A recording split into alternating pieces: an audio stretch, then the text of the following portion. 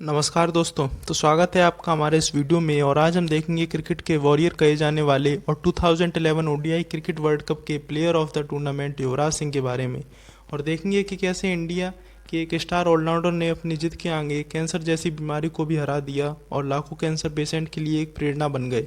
दोस्तों, युवराज सिंह का जन्म 12 दिसंबर 1981 को चंडीगढ़ में हुआ था और उनके पिता योगराज सिंह भी एक टाइम पर इंडियन क्रिकेट टीम का हिस्सा रह चुके थे। लेकिन अपने शुरुआती मैचों में ही इंजर्ड होने की वजह से योगराज सिंह का करियर खत्म हो गया और अपने इसी अधूरे सपने को पूरा करने के लिए उन्होंने अपने बेटे को क्रिकेटर बनाने की ठानी और महज 8-9 साल से ही युवराज को ट्रेनिंग देना शुरू कर दिया। वो युवराज को अपनी तरह फास्ट बॉलर बनाना चाहते थे, लेकिन दूसरी तरफ युवराज को क्रिकेटर बनने में कोई ज़्यादा रुचि नहीं थी और वो स्केटिंग और टेबल टेनिस में ज़्यादा इंटरेस्ट रखते थे। और स्कूल में हुए एक स्केटिंग कंपटीशन में वो गोल्ड मेडल जीते, लेकिन उससे उनके पिता काफ़ी नाराज़ हुए और उन्होंने युवराज सिंह का गोल्ड मेडल फेंक दिया और केवल क्रिकेट पर ही फोकस करने को कहा। पिता का सपना पूरा करने के लिए युवराज सिंह दिन रात मेहनत करते रहे, लेकिन ऊपरी मन से अंदर से उनकी दिलचस्पी स्केटिंग और टेबल टेनिस में थी। फिर एक दिन जब वो पटियाला के महारानी क्लब में ट्रेनिंग कर रहे थे, तभी भारत के क्रिकेटर नवजोत सिंह सिद्धू वहां मौजूद थे। तभी युवराज सिंह के पिता ने उनसे अनुरोध किया कि वो युवराज सिंह को देखकर बताएं कि वो कैसा खेलते हैं। सिद्धू ने खुद कुछ देर तक युवराज की बैटिंग को देखा और बाद में बोला कि आपका बेटा क्रिकेटर बनने के लिए बना ही नहीं। ये बात उनके पिता को बहुत चुभी और युवराज सिंह ने भी ठान लिया कि अब उन्हें क्रिकेटर ही बनना है। इसके बाद युवराज सिंह और उनके पिता ने डिसाइड किया और युवराज सिंह की प्रोफेशनल ट्रेनिंग स्टार्ट कर दी।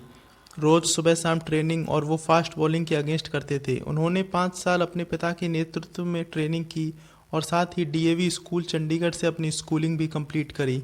और उसके बाद वो चले गए वांगरेकर एकेडमी मुंबई। और युवराज सिंह की ट्रेनिंग के दौरान उनके माता पिता के बीच तलाक हो गया और वो अपनी माता के साथ रहने लगे। लेकिन पिता की जिद से शुरू हुआ क्रिकेट का सफ़र अब उनके लिए जुनून बन चुका था। युवराज सिंह की मेहनत और लगन की वजह से 1996 में आज पंजाब की तरफ से रणजी टीम का हिस्सा बन गए। 1997 में युवराज ने उड़ीसा के खिलाफ फर्स्ट क्लास मैच में डेब्यूट किया, लेकिन वो बिना कुछ रन बनाए आउट हो गए।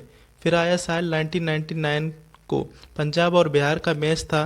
बिहार ने अपनी पहली पारी में 357 रन बनाए। जवाब में जब पंजाब बल्लेबाजी के लिए उतरी तो युवराज ने अकेले ही 358 रन की पारी खेल दी। अपनी इसी परफॉर्मेंस के चलते उनका अंडर 19 टीम में सिलेक्शन हो गया। साल 2000 में हुए अंडर 19 विश्व कप में मोहम्मद कैफ की कप्तानी में भारत ने उस विश्व कप को अपने नाम किया। Yuvraj Singh top allrounder performance बनते हैं और प्लेयर ऑफ द टूर्नामेंट के अवार्ड से भी उन्हें सम्मानित किया गया। लगातार अच्छे परफॉर्मेंस के चलते उन्हें इंटरनेशनल क्रिकेट में डेब्यूट करने का भी मौका मिला।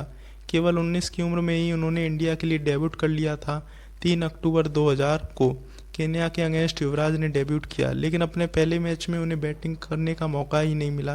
लेकिन अपने करियर के दूसरे ओडीआई में जब भारत के सितारों से सजा टॉप ऑर्डर, जिसमें सचिन सहवाग और राहुल द्रविड़ शामिल थे, वो ऑस्ट्रेलिया के तेज गेंदबाज के आगे ध्वस्त हो गए। तब युवराज ने 84 रनों की पारी खेली, वो भी 80 बॉलों पर, और यहीं उन्होंने अपने अंतर्राष्ट्रीय क्रिकेट में अपना दबदबा बनाना शुरू कर दिया। लेकिन युवराज को लोअर या मिडिल ऑर्डर में ही जगह मिलती रही, जिससे उनका पहला शतक आने में 71 मैचों का टाइम लगा। लेकिन 2003 में बांग्लादेश के अगेंस्ट मैच में उन्होंने उपयोगी 102 रनों की पारी खेली, जिस और आलोचकों को भी शांत कर दिया, जो ये कहते थे कि युवराज सिंह सिर्फ छोटी पारी के ही प्लेयर हैं। साल 2005 में साउथ अफ्रीका इंग्लैंड के खिलाफ युवराज लगातार मैन ऑफ द सीरीज रहे।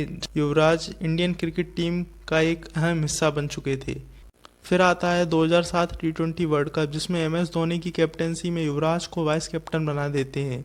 और यहाँ जो युवराज ने किया वो क्रिकेट वर्ल्ड रिकॉर्ड में दर्ज हो गया। इंग्लैंड के खिलाफ वो मैच था जिसमें युवराज सिंह और इंग्लैंड के प्लेयर के बीच कुछ कहा सुनी हो गई थी, जिसका रिप्लाई युवराज ने स्टुअर्ट ब्रॉड के ओवर में 6 छक्के लगा के जवाब दिया और टी20 में फास्टेस्ट हाफ सेंचुरी का भी रिकॉर्ड अपने नाम कर लिया। साल पर साल युवराज का खेल निखरता ही जा रहा था।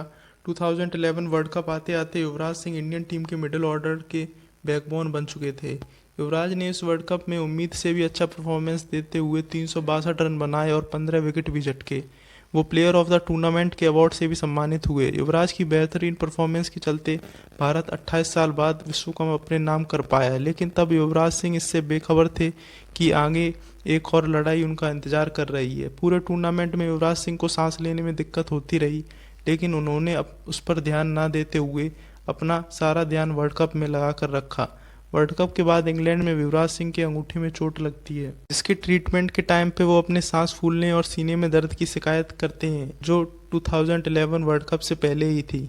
चेकअप में युवराज को फर्स्ट स्टेज कैंसर और ट्रीटमेंट लेने की सलाह दी जाती है। युवराज यूएस चले गए और उन्होंने कैंसर को मात दे दी और मार्च 2012 को वापस भारत लौटे। कुछ समय बाद उन्होंने टीम में भी वापसी की, लेकिन वो अपनी पुरानी फॉर्म नहीं ढूंढ पा रहे थे और उनके परफॉर्मेंस का ग्राफ नीचे जाता ही जा रहा था। लेकिन इसी बीच जनवरी 2017 को इंग्लैंड के खिलाफ अब वो अपने ओडीआई की हाईएस्ट स्कोर बना देते हैं 150 रन। लेकिन बढ़ती उम्र और फिटनेस के चलते युवराज ज़्यादा दिनों तक नहीं खेल पाते हैं और 10 जून 2019 को वो क्रिकेट से संन्यास ले लेते हैं। दोस्तों, गौतम गंभीर सहित कई क्रिकेट एक्सपर्ट ने माना है कि युवराज सिंह जैसा प्लेयर एक ही बार आता है और ये हम सबको पता है कि युवराज के बाद इंडियन टीम ने कितना स्ट्रगल किया है नंबर 4 के लिए। साथ ही गौतम गंभीर ने एक इंटरव्यू में कहा था कि अगर युवराज को प्रॉपर मौका मिलता तो युवराज सिंह खुद नहीं जानते कि वो कितने ही रिकॉर्ड और तोड़ सकते थे। दोस्तों, इतना तो तय था कि अगर उन्हें शुरू से ही एक अच्छे नंबर पे खिलाते और वो ठीक रहते तो न जाने अभी कितने रिकॉर्ड और कितनी ट्रॉफी वो भारत को और जिता देते। तो दोस्तों, इस वीडियो में फिलहाल इतना ही। मिलते हैं ऐसी और नई इंटरेस्टिंग वीडियो के साथ। तब तक के लिए गुड बाय, जय हिंद।